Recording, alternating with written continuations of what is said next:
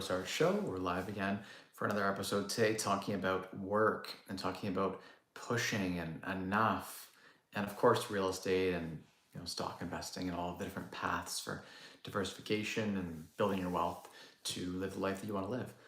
Today, I want to talk a little bit about work because I go through these phases where I push myself a little too hard, and it reminds me in those times where I've pushed myself a little too hard, I remind myself of why I'm pushing. And it goes back, I think, to, trying to build a life that's free of the pain that I had as a child and growing up without control and without freedom. And so I think, I like to think about this quote. They say money can't buy happiness. And I hate that quote. I think it's completely untrue.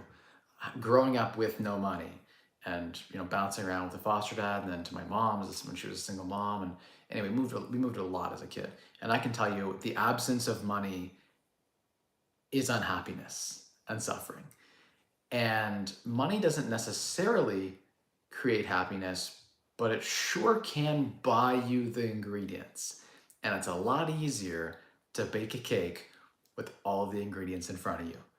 And so if you have the flour and you have the sugar and you have, the eggs and the milk and whatever else you need to make it, it is so much easier than if you open your fridge and it's empty. And so that analogy played through, I think, for those people who are suffering right now and in a real rut in their business, in a real rut in their work. I know I have several entrepreneur friends who are making amazing income and they're not happy. And it's not because they have money that they're unhappy. It's because they don't know how to spend it. And so the quote that I like to use is, money can buy happiness if you know how to spend it. And so if you know how to spend money properly, you for sure can find a way to use money to buy happiness. And by that, I mean buying things like freedom, like time. You can actually buy a longer life if you're wealthy enough. In fact, there's a strong correlation between up to a certain point, and that point's debated widely by the data. Around $400,000 to $500,000 a year in income, up into that point, there are significant increases in your quality of life. You live longer, you have a better life. The length of your life is longer, and the quality of that life is better. If you have the time, you can buy love. You can buy, if you want to have kids, that's something that requires money. If you want to have time with your kids and quality relationships, again, comes down to money. So if you're right now working through something, I want to remind you all that if you're working for the right reasons and you're putting that money to work properly, keep going. If you're not, if you're misaligned right now and you're not sure what you're doing with your money, and I know a lot of people who make a lot of money, but then they spend all the money that they make on stuff that doesn't make them happy, on stuff. Stuff doesn't make you happy. Possessions mean nothing. It really doesn't buy you happiness. If you buy a Lambo, everyone's all with the Lamborghini on social media right now. You buy a Lamborghini, within 2 months, the hedonic treadmill is such that hedonic adaptation means that the humans are really good at adapting to their environments. And so the data is clear when you look in the psychology of happiness and the psychology of how money relates to happiness and how financial independence can relate to happiness. We look back and what we see is that you get this blip when you buy something, like maybe you buy a new Lamborghini or a new house or a new iPhone or whatever it is that you bought. But then you have to spend how many hours of your life after to pay for that thing? What did you have to sacrifice to have that thing?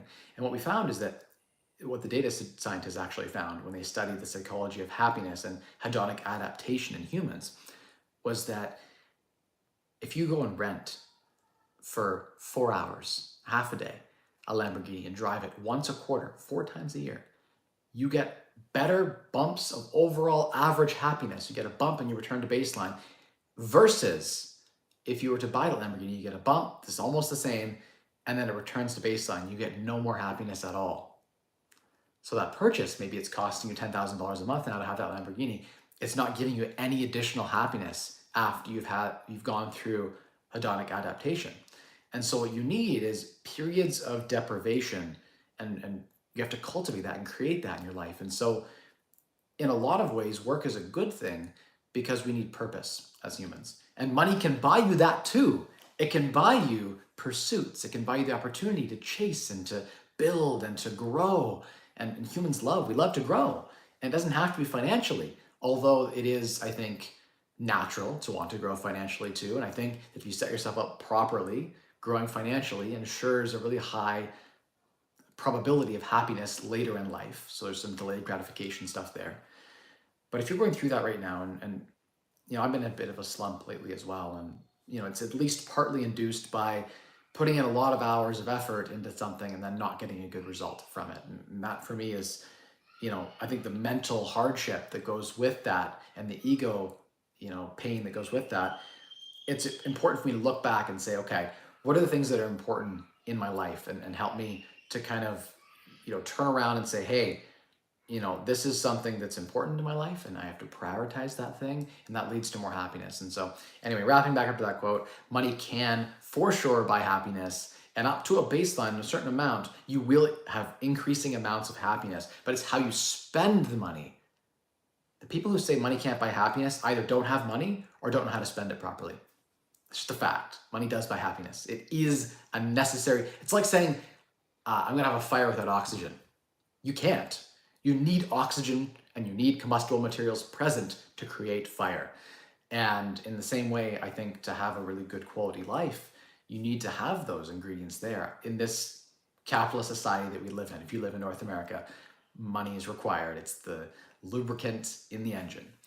And so that's why I spend so much time talking about strategies to build your wealth, just how to save your money. A lot of it's mindset, a lot of it's the psychology. And so this stream, again, any questions you have about real estate or whatever, throw them down below. We always do that every stream, but I wanted to start this one a little bit different because I haven't, gotten philosophically back to my roots of financial independence. And maybe I've let lifestyle inflation, kind of creep up on me a bit. And I live very nicely. I have a good life. But I'm reminded about the importance of how to spend my money and how you should spend your money, and how we should spend it to buy quality experiences and to buy freedom of time. Because if you have nothing but positive things ahead, it's hard to really not be happy. When you've lined up and you can create this life for yourself. You could free yourself of a job. It's not that hard to do.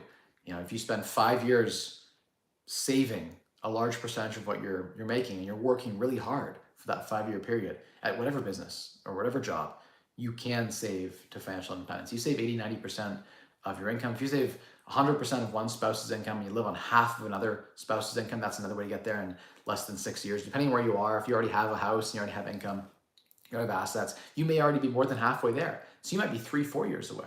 You may already be there and not even know it. I know people in Vancouver, Toronto, New York, LA that have $2 million houses that are paid for. And that's generating them nothing. And they can just take that capital out, redeploy, go rent somewhere, the same house. They could go rent there for $5,000 a month, take their $2 million and redeploy it at, a 12% growth rate or something in real estate or in other various asset classes that can generate 12% annual. And then they can turn that into $200,000 a year in income and still have 100 left over after paying rent. And it's like, wow, I didn't realize that I was not spending my money properly. I wasn't investing it properly either. And so it really comes down to that balancing that equation. And I think that there's a lot of misinformation out there, and a lot of the money can't buy happiness quotes, and then on the other side of that, like where they, money is bad and like greed is bad, and like money isn't necessarily bad. It amplifies who you are. It allows you to do more of what you would do otherwise. It allows you potentially to be a better person and a freer person and to be your truest and best self. But at the same time, there's this hustle culture that exists a lot of the business pages and the motivational pages right now. And I love a good hustle post. It's great. It gives you a little rah-rah pump up to get through the day and to get through those tasks that are a little bit tougher to kind of accomplish sometimes. But this hustle culture has us sometimes idolizing the wrong things. The Lamborghini and the fancy dinners and the fancy suits and the fancy this and the fancy that, and because it's like clothes, and it's about, there are some fancy vacations and things and flying private jets, and like that stuff doesn't make you that much happier. It really doesn't. You're walking around in a $5,000 suit or $100 suit. You're eating a $1,000 dinner or $100 nice steak dinner. The difference is not that great. At least to me, I have a hard time delineating that difference. And I mean, I can experience it. And I've had $1,000 dinners before. Actually, in New York, I had $1,000 dinner once, many years ago.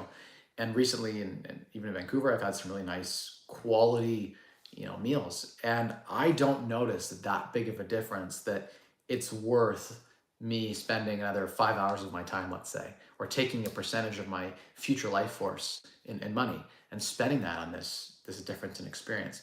It just isn't there for me. And I think for most people, it isn't there. And a lot of people have trouble with, I think, balancing out that future gratification with the current gratification. And they're not maybe even thinking about the choice that they're making. And so that's something that I'm asking of everyone tonight is like, just pause, take a minute. If you're struggling in the work that you're doing, my message is stop and think about, how are you spending your money currently? How are you investing it for the future? A big piece of changing your current situation, if you're not happy, if you're tired and you're overworked, or you're running a business and you don't love it, you need to make a change. And so what are you doing today to make a change for that tomorrow? And a big piece of that comes down to, how are you laying out your money, and where are you investing it, and what kind of risk are you taking, and how are you spending that money as well? If you can learn to live on a lot less, you might find that initially it's painful, because the data suggests that you feel more pain going through hedonic adaptation again, dropping lifestyle quality, than you do gain in happiness going up. So if you go from being broke, or let's say like, not broke, but living in like a crappy house with like really rice and beans, to, a really good quality life, going down is extremely painful. But the great thing about the human mind and humans in general is hedonic adaptation. Within a few months, we've adjusted, and we're no less happy than we were. But when you look out and you're excited about, you wake up and it's Monday morning, you're excited that it's Monday morning because you have the whole day ahead. That's what I experience most days when I don't have to go to work. I don't have a boss. I don't have any of that. And I want that for everyone. And I think that people who go through that get a continual blip. Get continual bumps of happiness, because again, you can create the struggle when you need it. You can create the rest periods when you need it. And you can cultivate the life that you want to lead. And it can be difficult to do that. There are many rich people who have lots of money who could be financially independent, but aren't. They grind at businesses and jobs and hustle things that, they don't need to. And they're unhappy. That's the funny thing, is like, they're chasing this, but they're unhappy in what they're doing. And it's like, why? Why put yourself through that? So that's what tonight's video is for. For those people out there, and I've found myself there too, who are hustling to make money. I had a year 2 years ago where I made 15 times what I could even spend in a year. Like 15 years of spending I made in a single year. Why? And I pushed myself hard. There were many days where I slept 5-6 hours. I was very stressed. I sacrificed some of my family stuff. For what? Is the money at a certain point, if I don't know how to spend it properly, and my goals are misaligned, and I'm not cultivating the life that I want, why? So that's what tonight's video is for. But of course, we'll always do a live Q&A, and I'm gonna jump to the Q&A for a second, and we can go deep on the philosophy stuff. But that's what today was about, was like, when is enough enough, and why do we grow? And making sure that when we grow, it's purposefully. And so I've been trying, as of recent, to be more purposeful in my growth. And I love to grow. I want to build this. I still have this vision and this goal of this Freedom Collective, which is like this global community of people with similar mindsets who have all unlocked financial independence to varying degrees. And we are all on the same common core values. I want that. I want a small society that's not polluted by the poison of today's culture, and where you live your best life when you have really strong social connectedness. People who are the least happy in life tend to have the least quality social connections. So you want strong, deep bonds, and that's super important to a good quality of life, to living a long time, to having a, overall like good happiness, good health, all of the things that matter really come back to that. And so I'm still working towards that, but I would love to have, something in the Bahamas and Florida and in Ontario as well, that's our own community. And so I'm working towards that still. And that's for me still a goal that tends to align overall with what I want and what I'm chasing. So that's something that I've been sort of mulling over recently, is like, how do you create the right life, and does money buy happiness? And I think it does, to a large extent. It can, anyway. It doesn't necessarily, but it can, under the right um, under the right guidance. So anyway, let's go to the Q&A for a sec here. Absolutely agree with you, Joe. Thank you, Joe. Appreciate that comment. Martin, hey, how you doing? David says, hello again from Alberta. Composite decking costs more than 4 times the cost of pressure treated. Which would you use? For me, if I'm going to be selling in the next few years, I would just go with regular over composite. If it's 400% more, I don't think you would get that back. I don't know the size and extent of the deck, but probably you're not going to get it back. So it comes down to, are you going to have that house for 30 years? And do you want to have the option to be able to sell that house in less than 30 years if you find another house that's better, or you decide to move for work, or whatever comes up in life, right? I like to have options. And so the most expensive, when people make decisions on their house and they're like, I'm doing it because it's my forever home and I'm doing it forever. And then I see like 5 years later, they sell the home, and life happens. You want to have options. The ability to have options is one thing that financial independence and having money, it really does afford you. And it's an amazing thing, because in a lot of ways it allows you to live your best life. And so whenever you can make a decision that, like that one, that will constrain you potentially, if you don't have the funds and you're going to extend yourself spending $50,000 on a deck instead of 20 or 10, that extra $40,000, does that bring you any extra happiness? It's not going to bring you more on resale. So where is that money? Maybe over 20, 30 years, if you're going to live there for that long, in that case where you'd have to replace those deck boards, that composite might still be okay. It might not have faded from the sun, and it may still be good. So maybe that decision makes sense. Teach their own, I guess, but something to think through. Joe says, if we have more money, we can help and do more for other people. True. And then when we study altruism, what we found is that humans mostly help other people because it feels good for themselves. And so really it comes back to gratification.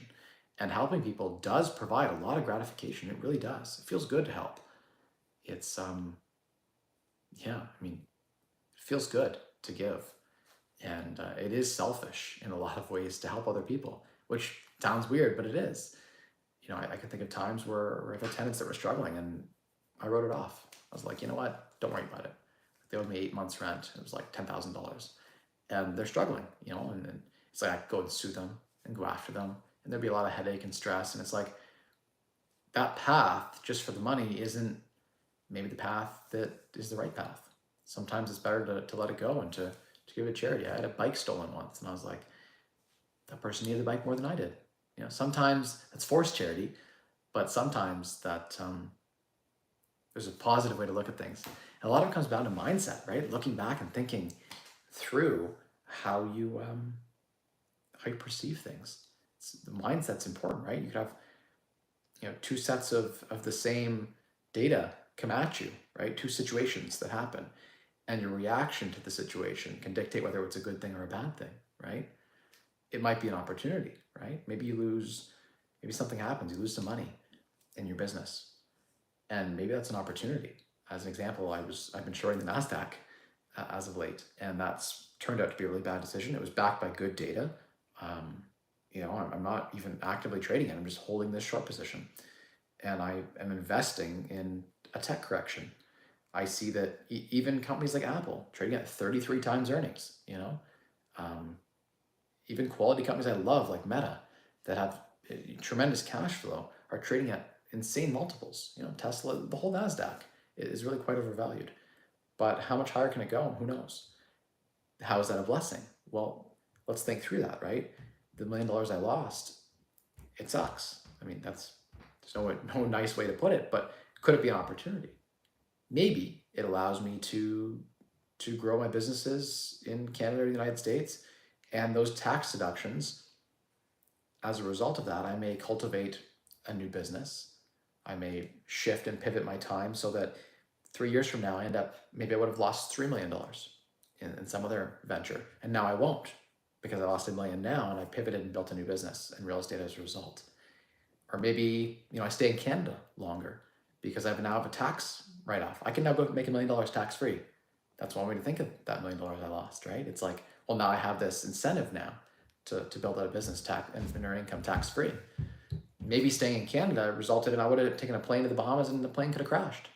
So it's like, people are like, man, that really sucks. What happened to you?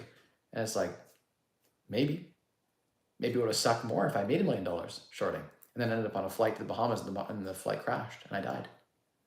Maybe I'm alive today because that happened, right? Maybe there's a positive, maybe there's a silver lining. Sometimes it's not exactly as it appears. And so there might be a positive thing coming out of some of these situations. So if you're going through something right now, that's what this video is meant to be. It was like, mindset is so important. And the way you combat and tackle a problem and perceive that data set, that situation is so important. And feeling like, if I make 10% in real estate and I don't lose any sleep at night and I feel good with that investment, and there's a positive connotation with that, and I'm helping people and I'm building the economy, all of that, versus I made 20% in the stock market, but it's really stressful. I'm trading it. I'm helping no one. I'm shuffling paper, betting against the US economy. Which one's better? Maybe 10% is better. Sometimes I think about that. I'm like, maybe 10% is better because it's a happy 10%. Making it with people that I like, in a business that I enjoy that's not super stressful. And maybe the amount of stress is manageable versus the uncontrollable, which is the stock market. Completely irrational, right? Like, the market can be inefficient for long periods of time. There is market arbitrage. It's harder to do in what's supposed to be an efficient market. It's a lot easier to do it in business. It's a lot easier to do it in real estate because those are not liquid things. In non-liquid asset classes, it's way easier to shift and to create value versus in an efficient market. People tend to be able to get in and out quickly, and so reactions are more dramatic, which makes it less efficient. But anyway, I've not had a good time trading stock lately, or just holding my short lately. And for me, it's been more mental, and I'm working towards unwinding that short. I'm going to wait until I'm right before I unwind it. I'm going to take probably some amount of loss, but it is something that will probably stick with me as some key learning outcomes, right? Around risk management, around just in general, investing in businesses where I don't have alpha, where I don't have a competitive edge, where I don't have control over the outcome. It's a learning outcome for me. I feel better when I'm in control. Maybe that's because of my childhood. Maybe I grew up not being able to, control my situation. So control is important to me. And that's probably true. And potentially also, I'm the type of person who kind of entwines their ego into whatever it is that they're doing. And so as a stock investor, that's really bad because you're not going to abandon your thesis quick enough. And you might not see data that goes against your thesis in an equal light, and you may make bad decisions. I'm a very, very stubborn person. That's a good thing in business, potentially, because I will go harder than my competition. I will go further. I will hold on longer. And in real estate, that pays off. When you put in the extra work and you want to win, that extra effort results in, a higher reward. And your chance of losing is even lower because you hold longer, you can win. In a cash flowing property, you can lean in. You can reduce expenses by leaning and putting your time in. You can fix it. In the stock market, you put more time in and you don't necessarily get any better reward. In fact, worse sometimes. You spend more time staring at it and thinking about it and analyzing it. And like, accountants and lawyers make some of the worst traders. The smartest people sometimes make some of the worst decisions because, again, accountants, lawyers, they tend to be very bearish. And the market just tends to go up. You should have the gamblers and the hopium type people end up doing better over time because the market tends to just go up, right? And so Warren Buffett has a really good quote where I'm going to botch it, but he basically talks about never shorting, right? And the reason he never shorts garbage, like literally he's seen hundreds of garbage companies go to zero. And the reason he doesn't short them is because 5 out of 100 times they go to the moon before going to zero. And so it is really a dangerous thing betting against stupid money. And there's a lot of stupid money out there. People, fools in their money are usually parted. But then there's the Shiba Inu guy who's made like $5 billion, right? Like that shouldn't have happened. It was a garbage investment, a garbage token. The person made a bunch of money. Anyway, that happens, you know? And imagine you bet it against that garbage, worthless token. You know, there'd be, you'd lose a lot of money. And so, you know, that's why it's important to diversify. It's important to, you know, at least in my situation, to always be in the long direction and never the short direction. If you don't like, if the company's garbage, you just don't invest in it, right? Trying to short it is taking it a step further, and it can be dangerous. I'm waiting for a 5% pullback, and I'm going to begin unwinding my short in the NASDAQ. So if the NASDAQ gets plus 35% on the year, I begin cutting. That's what I'm waiting for right now. Will I get that? Probably. If you look at historically, anytime the first half of the year, the NASDAQ's rallied more than 20%. So right this year, we're up almost 40%, right? So in almost all of those times, the second half of the year is almost zero or negative return. There's been one exception, that was the dot-com bubble that I could find. And in that data set, it went a lot higher before ultimately crashing. So it's a matter of when, not if. But again, there's no certainties. And the market can definitely remain irrational longer than I can remain solvent.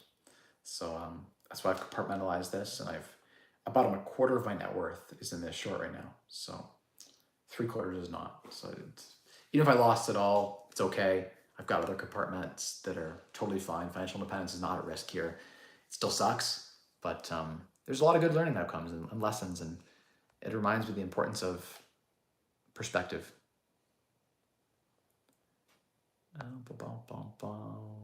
Box says, yes, I'm watching because I'm tired of work and I'm watching this at work. Box, well, hopefully I can give you a little motivation tonight to push through. Whatever it is that you're doing, find a change. Find what that change is that you need in your life to make yourself happy. If you're tired of work, it's because you're not feeling like you're not at the intersection of MAP. And MAP is the key to happiness and work, right? Mastery, autonomy, and purpose. So you need to find a role that fits your personality style within that triangle. So you need to find something like mastery is the idea that it's something you've mastered that you're really good at, right? Autonomy is the ability to do it when you want and how you want. And purpose is find that thing that you actually you might be good at it, but purpose is like, do you find value in that? Do you feel like you're contributing to the world in some way and, you know, sort of self-actualizing towards those goals? So my advice for those struggling tonight is to find a way to shift in their work. And can you shift in your work today, potentially? Is there something you could do differently in your role? Could you get a different job? Could you pick up a side hustle? Maybe it's time to jump out of that job and into entrepreneurship. If you're an entrepreneur that's struggling right now with your business, could you sell your business? Could you hire someone and autopilot the business, make a little bit less, but be way happier? And maybe that happiness leads to a better quality of life. So that's what it's about, I think, in a lot of ways. More money for ourselves, do the things we love, less time working. Totally true, Joe. Garinder says, hey, Mike, I hope you're well. Any Canadian stocks that catch your eye? I am not invested in a lot of Canadian stocks right now. I've got a little bit in some of the bank stocks right now. Quality dividend stocks. Got your Enbridges and your, I have to check. I have like 30 or 40 companies. I have small, couple $1,000s, a few $1,000s in each of these companies. I've created like a little dividend portfolio, but again, that portfolio is relatively small. I shifted a lot of that capital that was in that dividend portfolio into private lending. So I've been doing a lot of lending, and I built out Rosehart Capital. So Rosehart Capital has millions of dollars, multi-millions of dollars deployed right now. And that's an active business that I'm involved in, where I'm appraising properties and I'm lending on them, and I'm funding deals. And so I'm currently all deployed right there. So I don't have any capital to lend out right now. But when capital comes back in, if anyone needs deals funded, reach out to me. And if I can put the funds together, I will. Sometimes I can put you in contact with someone who has the capital to fund your deal. That's something that I've been enjoying that business quite a lot. And it's easy, I think, to scale that business. and it's very low stress. You hire an assistant and they can do a lot of the work for you. It's a great business, potentially to set up. So I like that business a lot.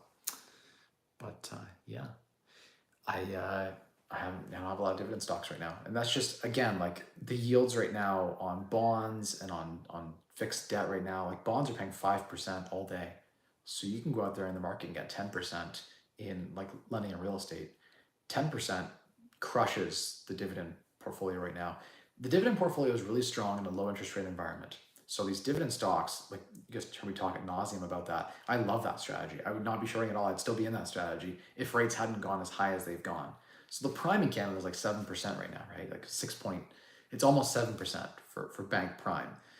And so the challenge with that is that Interactive Brokers maybe lends at 5%. They live at a prime minus. So by the way, shameless plug for Interactive Brokers. They're the best. I get paid nothing for recommending them. They're just actually the best. But they lend at prime minus, and it might be like 5.5 or 6%. You have to go check it, but the more you borrow, the cheaper the rate gets. So, but anyway, the strategy works really well because you can do 2 or 3 times to 1 and create a really cool dividend portfolio. Like you could take $1 million and buy 3-point-something million dollars in dividend stocks. So when your cost of debt a year and a half ago, like almost 2 years ago, was it January 2022, let's say, before rates went crazy, you could borrow from Interactive Brokers at 1.4%. So when you could borrow at 1.4% and you could go invest it in dividend stocks that paid 6 to 7, bank stocks, oil stocks, whatever, a bunch of different commodity type stable stuff, like something like Enbridge. The thing I like about that is like they don't even care about gas prices. They sell it, they control the lines to the houses, and so they just get a fee every month. And you can't disconnect the gas to your house, right? Like everyone has to have a gas line going to their house, so you're kind of stuck in these monthly payments to them. So it's a recurring revenue source they can afford to pay it. It's a sustainable dividend. And these dividends, it's 7%. You're borrowing at 1.25. That strategy is super powerful because you can turn a 7% dividend into a 17% return. And 17% return with very little risk. You buy a little bit of puts or you sell covered calls in the position to protect against downside swings, and you're on margin, but you're protected. And you're borrowing at 1.5%. I mean, it's like you lived between the cost of the debt and the return of the dividend yield. And then there's capital appreciation on that too. So it was like a bonus. You got capital gains if the stock went up in value over time, which hopefully they expand and do new projects and reinvest some back into the business. That's a cool portfolio. That's what got me into the options trading, was running the wheel on those companies using leverage. And that strategy works really well. It doesn't work at all in a 7% rate environment because the yield's still 7% on the dividends. So the strategy is just dead until rates come down. And so for a time now, I've shifted and chased yield. And there's yield in the debt world right now. Like people pay a lot for debt. And so you just shift your asset classes. When interest rates went up, real estate's supposed to fall, right? There's supposed to be an inverse relationship. Stocks are supposed to fall too, actually. Tech stocks are supposed to fall. If your hurdle rate, your long-term discount rate on future cash flows goes from being 1.5% interest discount rate, because that's all you can get in the market in bonds and treasuries. So your comparable investments are like 1.25%. You pile into growth, into tech, right? Because you're trying to chase yield, trying to chase performance. And so when you work back the growth of the company and what potential future cash flows are, in a 7% interest rate environment where inflation's high, and core inflation's still well above target, 100% above where it should be, double where it should be. Let's not forget that. Inflation isn't over. It's trending in the right direction, but it's not done. I don't understand how, like, as an example, NVIDIA or Apple. Like Apple's not even known as a crazy growth company. They're like a cash machine, right? They're expanding in India, and they got their new VR stuff, which may or may not pan out. But you're paying for a lot of growth when you pay a 32 price to earnings multiple for shares of Apple. You're paying for a lot of that growth. And you're assuming that rates are coming down soon, and then inflation is going back to 2% in that price. What should happen is when inflation spikes and rates spike, price of the stock should fall. The valuation changes. It's not worth what it was worth before. If cash flow is the same 2 years from now, but inflation is 3 to 5%, and the market is getting 5% on treasury bonds, all of a sudden, the value of those future cash flows is less in the present value today. I don't understand how the models are showing that they're worth more. Apple's worth more than it was before rates went high and inflation went crazy. We've had fucking 10% inflation. 10% inflation. In the long term, inflation is very, very good for price of real estate and price of stocks, but it shouldn't be in the short term when rates are high. And we still have this disconnect. I don't know. Things did not go as well as, and everything's priced in. It's all priced in. Everything's all priced in. It's like, okay, the whole world expected rates to go down by now, and they're going higher. The Fed's going to hike again in 2.5 weeks. That's coming. There's a 90% probability the Fed is going to hike 25 basis points more in the US. That's coming. And in Canada, analysts are now calling for 2 more hikes. The last hike we just got in Canada, guess what? 4 out of 5 analysts didn't expect it to come. So everyone was shocked. Canada raised rates higher than it's supposed to. US is continuing to raise rates after pausing.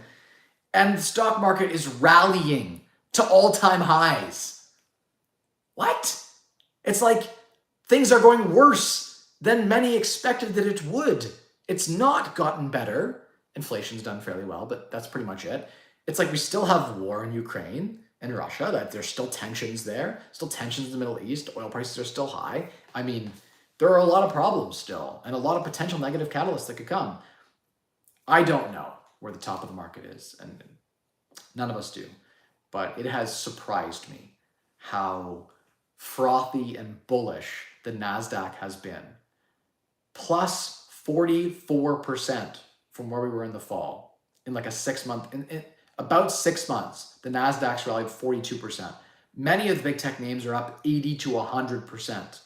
When you move 100% in the value of these trillion-dollar companies, Apple, I mean, what, 50, 60% or something over that period. So not as much, but still like 50% of 3 trillion market cap. That's a lot of creative money. What that tells me is that the government has printed too much money. There's too much money in the system. It shouldn't be bloated like this. The sad thing is that this eventually results in currency collapse. Eventually, when you print money like this and you don't pay down your debts, eventually the currency collapses. And that is not a good situation, which leads to things like potentially inflation hedges like Bitcoin or gold or land like real estate are great places to park your money if you believe that.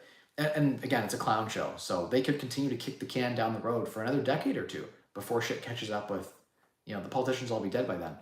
The average senator is like a bazillionaire, right? They have like 100 or 200 million dollars, and it's like they have the smallest salaries. So it's clearly they just have great trading records. How do they have such great stock trading records? How are they some of these senators are outperforming almost Warren Buffett?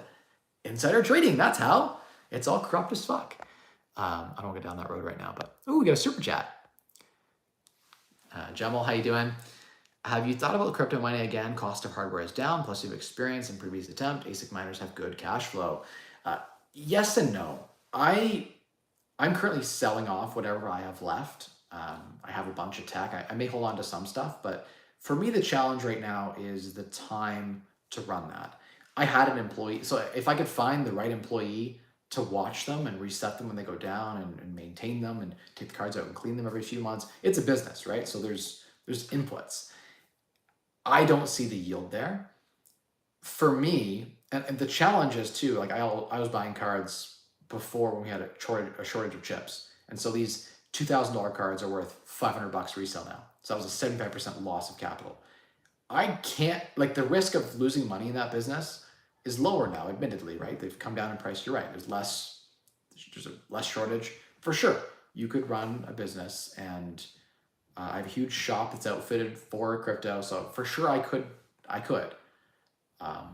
get back into it. But just the effort to run the business and the risk associated, I could put that same effort and that same capital into real estate. I can go find deals at 70 cents on the dollar, and my chance of losing money is 0. Like I can't lose money when I buy smart. I can lose money in the crypto mining business. Crypto falls 40-50%, it's not profitable anymore. So it's very dependent on the price of Ethereum, on the price of, Ethereum don't mine anymore, but whatever the tokens are, right? They all follow Bitcoin. So basically the price of Bitcoin is the leader and determines what all the other altcoins are worth. Do I still have a crypto holding? Yes, I do. And I think probably it's better just to go buy some Bitcoin on the next dip than it is to invest in these mining businesses for the effort and the stress and the risk. But it was a good learning opportunity, and I get a nice tax write-off from that business. But it is an interesting business, and I think that if you're techie and you enjoy, building the machines and maintaining them and keeping things, on the maintenance aspect going with it, and you like being at home. Like, another thing is, like, when I travel, it's a big pain in my ass. When machines would go down and I was in Florida, it just didn't work with my lifestyle. But for someone who wanted that business and had really reliable staff, it could be potentially profitable. You're right. There is an opportunity there, especially in Bitcoin mining. That'd be the one that I would say would stand out the most to me. And you can go have someone host the Bitcoin miners for you in a warehouse for like 5 cents a kilowatt hour, super cheap, and like 10% management, and they keep it up for you all the time.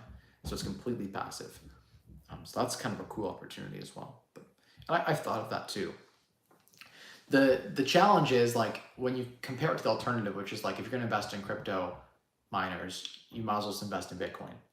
And so with Bitcoin, the halving is coming next year, and it's really real good potential that Bitcoin hits $100,000 a token or $200,000 a token. There's a real likelihood that happens. And so the miners they will fluctuate a little bit. If Bitcoin were to double in price, the miners would become more valuable. So there'd be some lift there on your miners. But in general, they depreciate over time, right? And so I guess it depends on your prediction of crypto price. So if you think Bitcoin's going to be flat or slightly up or even a little bit down, then buying miners is better than buying Bitcoin. But if you believe that crypto is going to fall dramatically, miners don't make a lot of sense, because they can become unprofitable in those times. If hydro costs and maintenance costs, whatever, are higher than the cost of what you're getting, or the revenue that you're generating, net profit becomes very slim margins, potentially negative. So, yep. I'm gonna go back up here and bang out some questions here real quick. Hey, Mike, love your content. For Canadian looking to enter the real estate business, do you recommend starting off in Canada or just starting in the US? So Samuel, I think Canada can be a great place to invest in real estate because we have some really good macro factors, like over 1 million people immigrating to Canada. 2 to 3% of our population just in immigration growth. Like, we are one of the faster growing countries through immigration. And we tend to take on a lot of immigrants that are really skilled, educated, and bring capital and wealth. So that's good for Canada. Canada is also the largest country with the best landmass in the world. There is no country with as much quality land and fresh water and minerals as we have in Canada. So under the right management, Justin is not our Prime Minister is not the right manager. He's like the worst manager ever for Canada, from the economy standpoint. He might be great for LGBTQ plus Indigenous rights. I mean, those are some things he's really passionate about, right? The arts. Not to say I don't care about, but like, I think it's less important than people starving, because we have real poverty in Canada, and a lot of people are suffering right now, and people are struggling to make their mortgage payments. And he's just adding tax, adding carbon taxes and adding fuel taxes and adding housing taxes and adding income taxes, where it's like, literally, when I private lend, if I'm doing it passively or rental income inside of a corporation, if you make a 10% yield, 5.5% goes to Trudeau.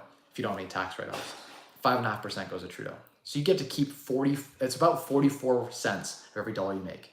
So you make a 10% yield, you make 4.4% after tax. That's disgusting.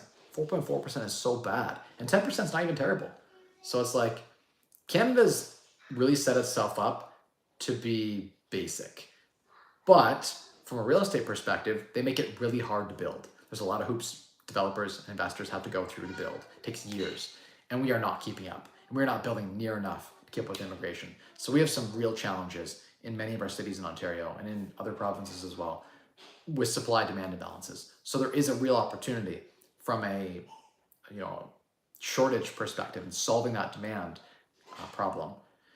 Another interesting point, in Ontario, if you invest in newer built properties, so you new built something, there are no rent controls on newer built homes in Ontario. I don't know if people knew that. But like, Ontario is just like Florida if you do new build investments. So that's something interesting. A lot of people don't know that. You can actually get around rent control. You can raise the rent as much as you want on newer built stuff. So there is an opportunity potentially to build. You could be a builder. You could build stuff, or partner with a builder and buy their inventory and build some really cool purpose-built investment properties. that can be interesting, right? There's opportunity. Also, cottage rentals. I'm hugely bullish on cottage rentals right now. I have several of those. Flips, hugely bullish on that too, you know? Sorry guys, my kids are playing like right outside my office door here, so apologies for that. Okay, Chung, how you doing?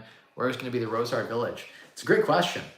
It currently is in London, Ontario. We've got a little estate here, but I would like for myself to have 3 or 4 villages and then a global overarching village.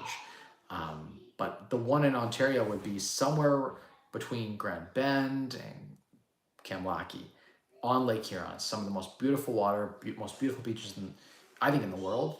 I have family there. I have connections there. I know the area well. If I can find the right, if I can find like, if anyone knows of anything between like Goderich and Sarnia, all along the Lake Huron there, that's pretty far. I prefer not to be. I prefer to be south of Goderich for sure. But in that whole area, you have any campgrounds, any small cabin communities where I can go in and like it's like I was looking at one that was like a 70-unit RV park, and like I would just buy this. If I find this, I would take my money and I'd buy it myself right now.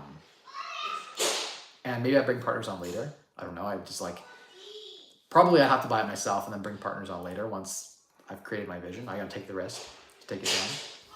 But I had this real idea of buying this community that I could bring in like 75 tiny houses and maybe like a main lodge. And I could put in like the most amazing amenities and build a super cool community. And ideally it's rural enough that I'm 5-10 minutes to grocery store or whatever. I'm not like, I don't want to be in the middle of nowhere. I want to be within 45 minutes of a major city like London. Like if I'm in that area, I'm like 45 minutes to London, half hour to Sarnia. Like I'm not far from a bunch of major cities. London has like 500,000, 500,000 people, right? So you get everything you need within a reasonable amount of time. Because I could go rural Ontario or rural BC and you can find stuff, but I would rather pay more and be in an area that's not so far from major metropolitan amenities.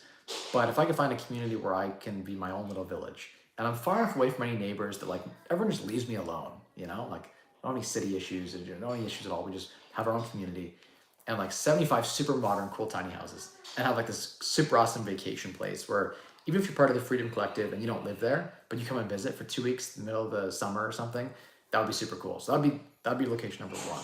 Then I want the same thing in Florida. And I think I want it on a lake in Florida, in central Florida, I think is more of an idea, but not that far from the coast. So you could do like 45 minutes to the ocean. But being not on the ocean is nice in a lot of ways because you avoid the hurricane stuff and the flood stuff. So just if you had to stay there all year, you could. Being on the coast during hurricane season is a little bit difficult. So, but I'd love another resort community. Would be super cool there. And then I want one in the Bahamas as well. And I'd love one in Costa Rica. So those would be the places I would like to have my villages. And we could live between them.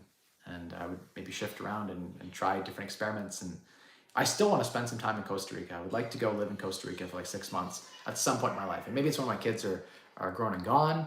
My daughter's 7. She's going into her 8th year. So I'm at least a decade from that. But I'll be still so young. I'm 30. So I'll be 40 when my daughter is an adult. Like my daughter would be driving me in my mid-30s. My daughter would be driving me around. So I'm blessed that I had kids really young in a lot of ways for that reason, but yeah, super cool. Super excited about that. Sup, Foster? How you doing? Thoughts on government giving out free money for groceries? I mean, it's really just him just trying to buy votes. Something like 80% of Canadians don't like Justin Trudeau, and his base is poor and suffering.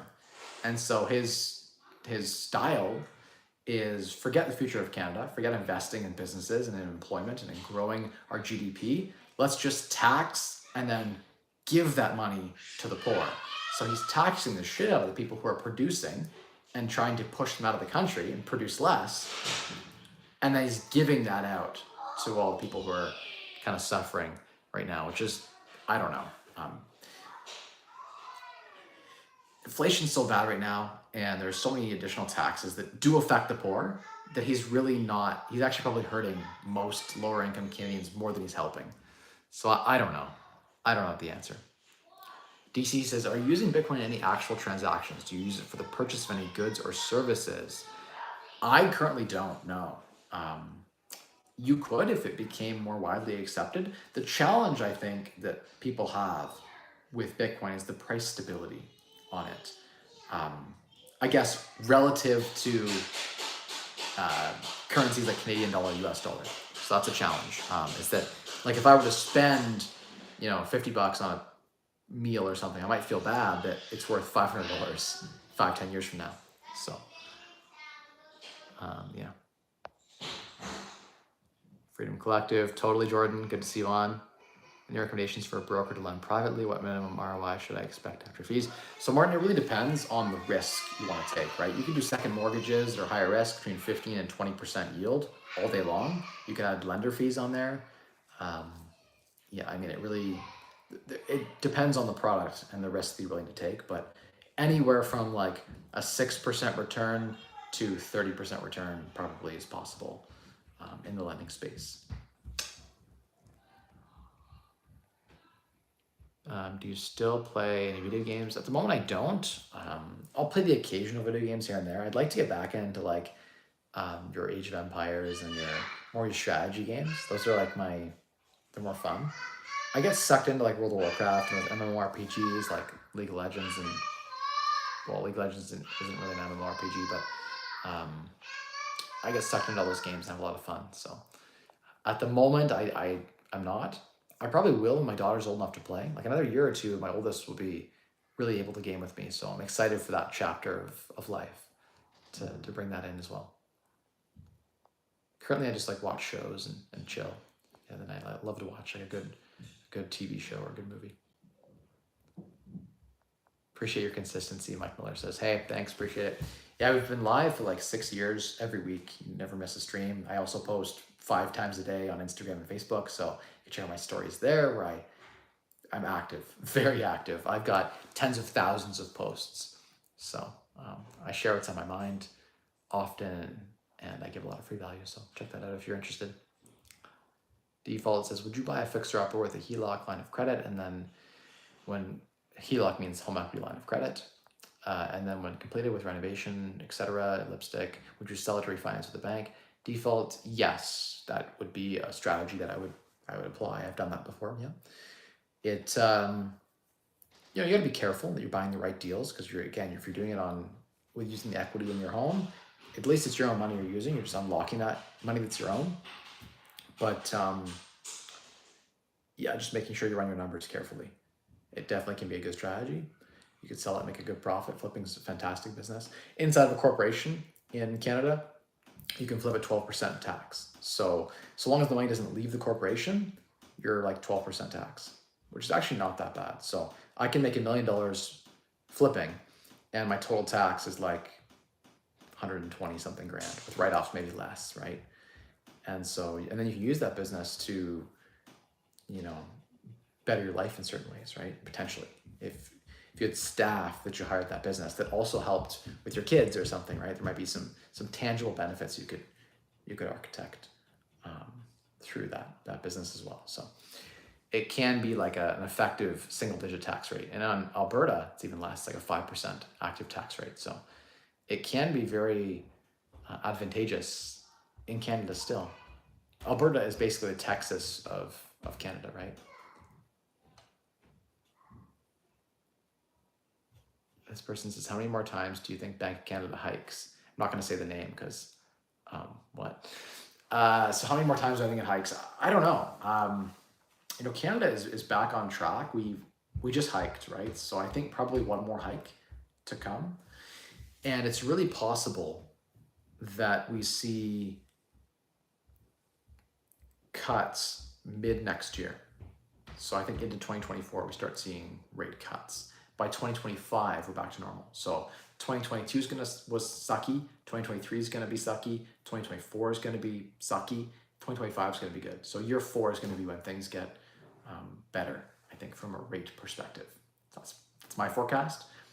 There are many analysts who are calling for 2 more hikes before we start cutting. So that is a possibility. Prepare for potentially 50 basis points more of hikes in Canada, which would put our prime at just around 7.5%, our bank prime. So going to TD, going to Bank of Montreal, going to Scotia, your line of credit's going to be prime plus 1. Your HELOC's going to be prime plus a half to start, right? Or prime at best. So prepare for that. Run your numbers at those rates. Not much cash flows at those rates. So just hold on through these times if you're suffering. And yeah, maybe sell properties that don't make sense. Buy something else that makes more sense. Bum, bum. So I can lend from HELOC to my corp? You certainly can. Yep, 100%. Steven says, are you planning on keeping your Canadian citizenship and Bahamas once you move? Because if you move out of Canada, you got to sell your stock positions. I found out, ouch, for people who have 20, 30 year for a profit take. So Steven, yeah, so you got to talk to your accountant about an exit return. But effectively, I would keep, if I was going to do it, I would keep my Canadian citizenship, keep my Canadian passport, and just get a tax residency card, a 10-year residency permit to live there. So then you're in the Bahamas, every 10 years you can renew it, and you're a tax resident in the Bahamas. You no longer pay tax in Canada. That means you're going to want to freeze any assets you have, move them into corporations, and take anything in your personal name out of your personal name, ideally. Otherwise, you're going to have to file as a tax alien in Canada and pay some tax. Those corporations could still have management from the Bahamas. So if that corporation was making 100 grand a year and you move to the Bahamas, all of a sudden that corporation could start making $10,000 a year and pay no tax. And 90,000 of it goes over to the Bahamas. You invoice it from here, and the management company owns the IP and operates a business in Canada. And all of a sudden you're potentially, that the Canadian active business has expenses that are overseas, and you're potentially moving your profits over there. So there are lots of really creative strategies that I've heard about.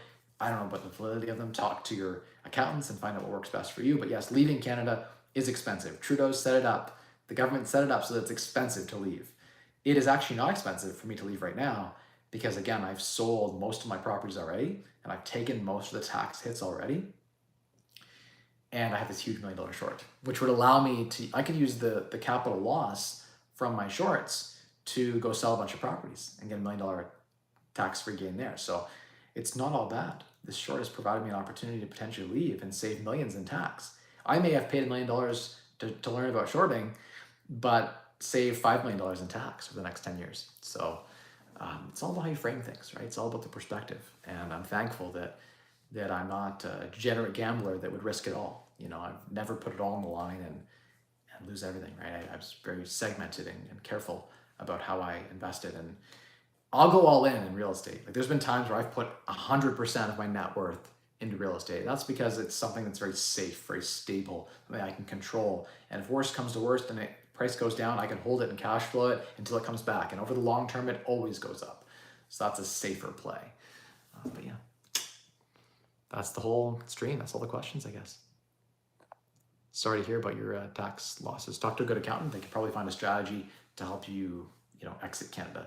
The thing is, paying the tax now to leave is cheaper than you're going to eventually pay the tax anyway.